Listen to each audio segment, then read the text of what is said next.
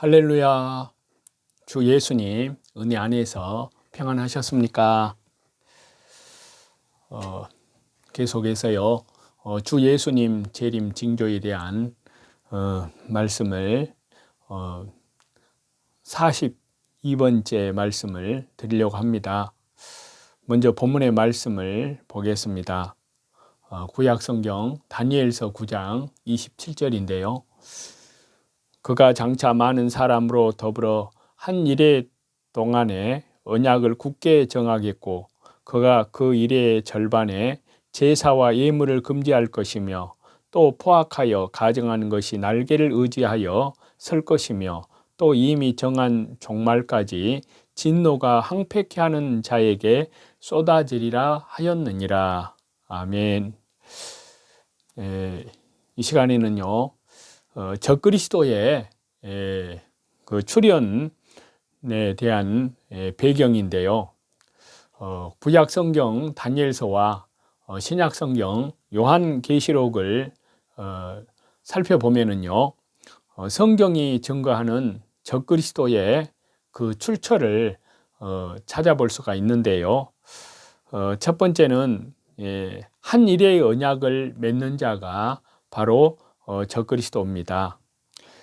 무천년설 학자들에 따르면요, 한 일의 언약을 맺는 그를 주 예수 그리스도의 십자가 사건으로 맞추고 있는데요. 그러나 주 예수님께서는 70일에 중에 마지막 한 일에만 언약을 맺는 분이 아니십니다. 70일의 전체의 기간을 주관하시는 분이십니다. 그렇기 때문에 동일의 인물이 될 수가 없습니다. 다른 한편으로요, 마태복음 24장을 보시면 한 일의 언약을 맺는 그를 주 예수님께서는 선지자 다니엘이 말한 바라고 말씀하시면서 멸망에 가증한 것이라고 지적을 하셨습니다. 자, 신약성경 마태복음 24장 15절 말씀을 보겠습니다. 그러므로 너희가 선지자 다니엘이 말한 바 멸망에 가증하는 것이 거룩한 곳에 선 것을 보거든 읽는 자는 깨달을진저. 자, 그렇기 때문에 한 일의 언약을 맺는 그는 결코 주 예수님이 될 수 없습니다. 바로 그는 종말 때 적그리스도입니다. 그리고 두 번째로요, 적그리스도의 출처의 배경을 보면은 10뿔 사이에서 나온 작은 뿔을 말하고 있습니다. 구약성경 다니엘서 7장 7절에서 8절인데요.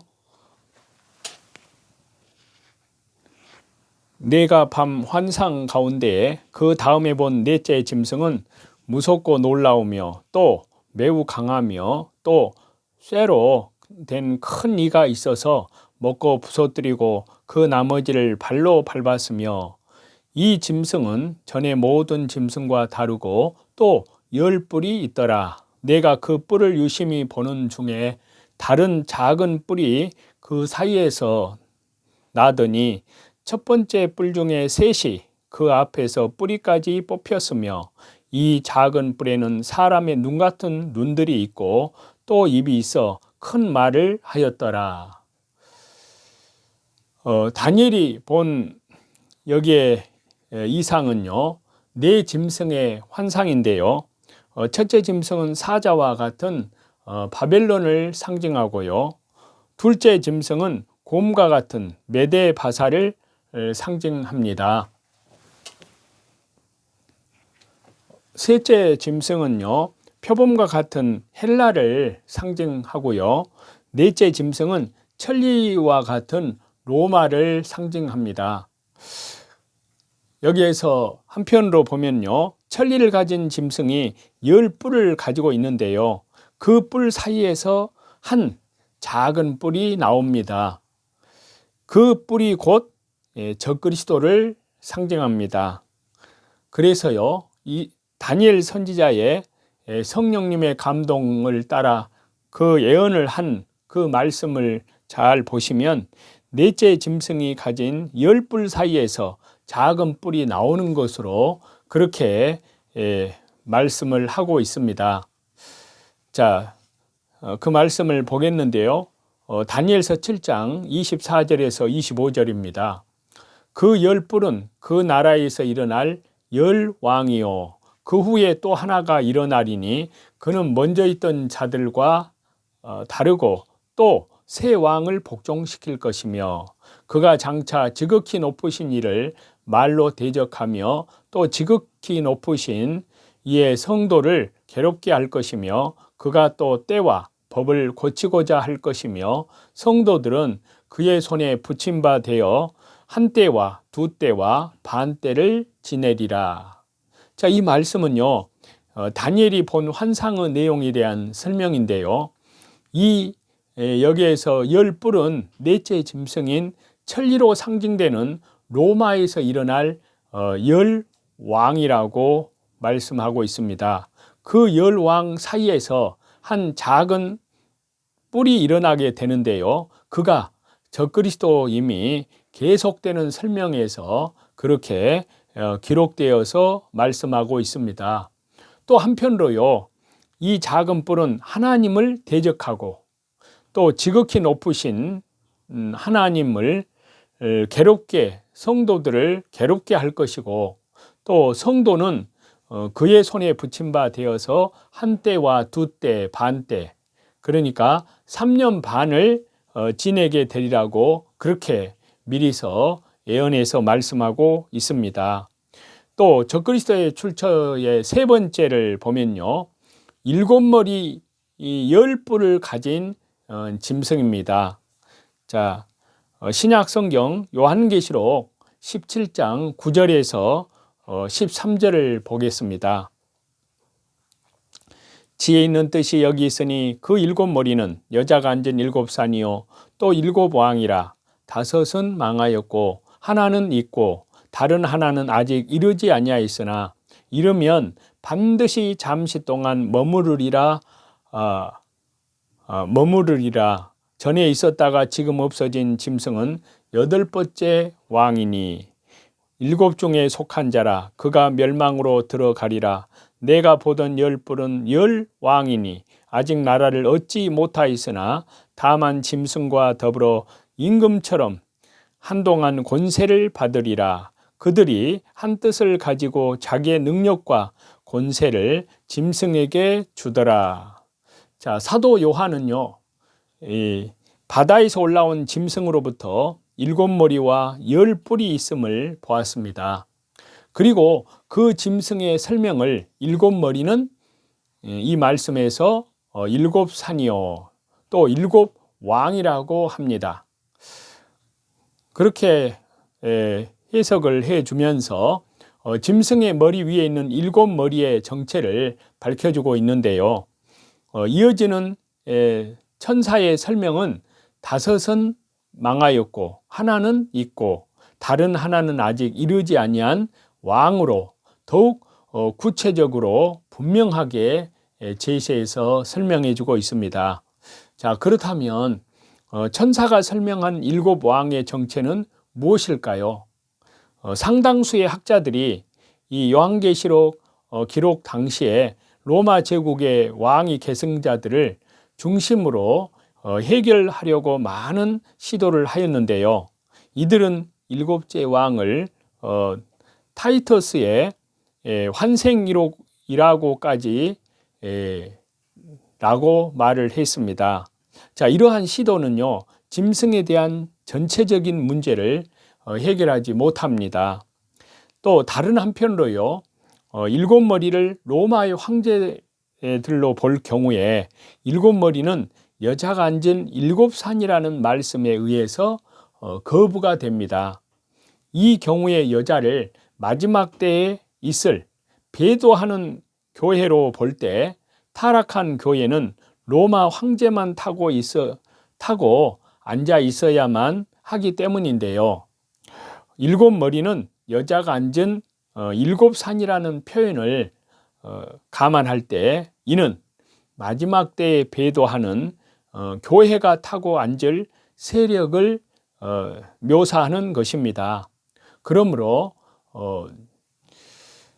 저와 여러분, 우리는 이 사도 요한이 기록하고 있는 이 말씀을 토대로 또 여기 말씀의 그 내용에서 그 의미를 찾아야 할 것을 요구를 하고 있는데요. 자, 7왕을 연속적인 세속의 제국으로 볼 때에 현재로서는 사도 요한의 기록을 가장 정확하게 설명할 수 있다는 사실인데요. 즉 7왕은 바로 애굽과 아수르와 바벨론과 메데바사와 헬라와 로마와 아직 도래하지 아니한 7째 왕을 의미하는 것입니다. 그래서요, 사도 요한의 이 요한계시록 기록 내용을 연속적인 세속의 제국으로 보면은 이렇게 정리를 할 수가 있는데요. 7왕의 정체는 첫 번째 말하기를 5은 망하였다 했습니다. 그러면 5은 바로 애굽, 아수르, 바벨론, 메데바사, 헬라입니다. 또 여기서 하나는 있고 그랬으니까 바로 로마 제국입니다. 그리고 다른 이는 아직 이르지 아니하였으나 이르면 반드시 잠깐 동안 계속한다 그랬습니다. 그래서 천사가 사도 요한에게 설명한 이 내용을 보면은요, 7번째 왕은 아직 이르지 아니하였으나 이르면 반드시 잠깐 동안 나머지 왕국들처럼 있게 된다고 그렇게 말을 하고 있습니다. 그렇기 때문에요, 7머리의 비밀은 이 요한계시록의 내용에서 나타나고 있듯이 연속적인 세속의 국가를 예표하는 것이라고 할 수 있습니다.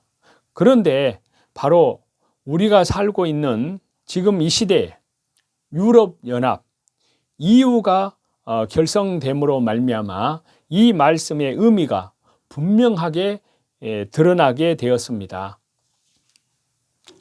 그리고 이제 네 번째로는요, 7 중에 속하였다고 그랬습니다. 자, 요한계시록 17장 11절을 보시면요, 전에 있었다가 지금 없어진 짐승은 8번째 왕이니 7 중에 속한 자라. 그가 멸망으로 들어가리라. 자, 여기에 첫 번째는 애굽, 두 번째는 아수르, 세 번째는 바벨론, 네 번째는 메데바사, 다섯 번째는 헬라. 자, 이 5 나라는 망하였고 그랬습니다. 그 다음에 있고 지금 현재 사도 요한이 이 성경 요한계시록을 기록할 당시에 있고 바로 6번째는 로마입니다. 그 다음에 7번째는 아직 이르지 아니하였다 했습니다. 그래서 8번째는 적그리스도, 전에 있었다가 시방 없어진 짐승, 또 7 중에 속한 자라 그랬습니다. 그래서 유럽 통합, EU에서 나올 것임을 뜻하고요, 로마 카톨릭에서 나오는 짐승, 적그리스도는 유럽 통합 EU에 속한 8번째 왕임에 틀림없다는 것입니다. 그리고 5번째로요, 적그리스도의 출처의 5번째는 열왕으로부터 권세를 받게 된다 그랬습니다. 자, 요한계시록 17장 13절을 보면요, 그들이 한 뜻을 가지고 자기의 능력과 권세를 짐승에게 주더라. 자, 10불로 이렇게 묘사가 되는 이 말씀은요, 10왕은 아직 나라를 얻지 못한 왕으로서요, 일시 동안 짐승으로 더불어 권세를 누리게 될 것이라고 말씀을 했습니다. 이는 장차 대환란 때에 적그리스도를 배출하여 하나님을 대적하는 유럽 통합을 통해서 나타납니다. 그래서 유럽 통합 10왕들은 적그리스도 그 권세자에게 모든 권세를 받게 됩니다. 그리고 적그리스도의 출처 여섯 번째는요, 잠시 동안 머무를 것을 말씀을 하고 있는데요. 자, 요한계시록 17장 9절에서 10절입니다. 지혜 있는 뜻이 여기 있으니 그 일곱 머리는 여자가 앉은 일곱 산이요 또 일곱 왕이라. 다섯은 망하였고 하나는 있고 다른 이는 아직 이르지 아니하였으나 이르면 반드시 잠시 동안 머무르리라. 자, 유럽연합 이 이유는요, 지금 교황의 권세 아래에 있습니다. 언젠가 그 모든 실권을 실질적으로 교황에게 넘겨서 적그리스도는 세계를 좌지우지하는 권세를 갖게 될 것입니다. 그때가 되면은 잠깐 이 세상을 지배하게 되고 주 예수님께서 재림하시게 됩니다. 그리고 적그리스도의 출처 배경으로 일곱 번째를 보면요, 어린 양과 성도들에게 패한다고 말씀하고 있습니다. 자, 요한계시록 17장 14절인데요. 그들이 어린 양으로 더불어 싸우려니와 어린 양은 만주의 주시오 만왕의 왕이시므로 그들을 이기실 터요 또 그와 함께 있는 자들 곧 부르심을 입고 빼내심을 얻고 진실한 자들은 이기리로다. 아멘. 바로 주 예수님의 재림으로 그는 적그리스도는 또 적그리스도와 그의 세력들은 멸망을 받게 되고 성도들도 싸워서 이 선한 싸움에서 반드시 주 예수 그리스도의 이름으로 승리하게 된다는 말씀입니다. 이러한 시대를 저와 여러분이 당해서 하나님의 은혜 가운데에서 보라 지금은 은혜 받을 만한 때요 보라 지금은 구원의 날이로다. 은혜 시대의 끝자락에 저와 여러분이 살고 있음에 틀림없습니다. 하나님의 은혜 가운데에서 오늘도 말씀과 기도 가운데 또 찬양, 바로 말씀, 기도, 찬양, 예배 중심으로 또 밖으로는 이뤄진 영혼들에게 하나님 나라, 우리 주 예수 그리스도의 십자가의 복음을 땅끝까지 성령님의 능력과 권능으로 증거하는 그 일에 순종함으로 동참하시는 저와 여러분이 다 되시기를 우리 주 예수 그리스도 이름으로 간절히 축원합니다. 찬송 드리시겠습니다. 주 없이 살 수 없네 죄인의 구주여 그 귀한 보배 피로 날 구속하시니 구주의 사랑으로 흘리신 보혈이 내 소망 나의 위로 내 영광 됩니다. 주 없이 살 수 없네 나 혼자 못서리 힘없고 부족하며 지혜도 없으니 내 주는 나의 생명 또 나의 힘이라 주님을 의지하여 지혜를 얻으리 주님 없이 살 수 없네 내 주는 아신다 내 영의 깊은 간구 마음의 소원을 주밖에 나의 마음을 네 알아주리요 내 마음을 위로하사 평온케 하시네 주님 없이 살 수 없네 세월이 흐르고 이 깊은 고독 속에 내 생명 끝나도 사나운 풍랑일 때 날 지켜주시고 내 곁에 계신 주님 늘 힘이 되시네. 모든 존귀와 영광과 감사와 찬송을 우리 성삼위 일체 우리 하나님께만 돌립니다. 감사합니다.